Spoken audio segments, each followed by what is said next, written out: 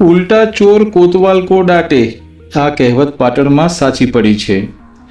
વાત વિગતે કરીએ તો પાટણ શહેરના ત્રિકમ બારોટની વાવ પાસે આવેલ JN પાર્લર નામની દુકાન ચલાવતા જીગરભાઈ પટેલ જ્યારે પોતાના પાર્લર ઉપર હાજર હતા ત્યારે એક ચોર ઈસમ ચોરી કરવાના ઈરાદે પાર્લર ઉપર આવ્યો હતો. ત્યારબાદ વેપારી જીગરભાઈ પટેલની નજર ચૂકવી પાર્લરમાં રહેલી વસ્તુની ચોરી કરી તે વસ્તુને પગેથી દૂર ફેંકી સંતાડવાનો પ્રયત્ન કર્યો હતો.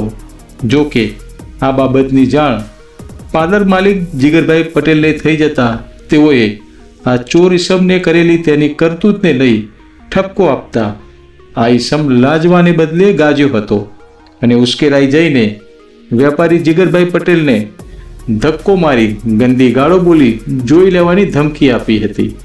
જો કે તેની તમામ કરતૂત ત્યાં પાર્લર ઉપર રહેલ CCTV કેમેરામાં કેદ થઈ જતા હાલ તો પાર્લર માલિકે આ લુખ્ખા તત્વો સામે પાટણ A ડિવિઝન પોલીસ મથકે ફરિયાદ નોંધાવી છે.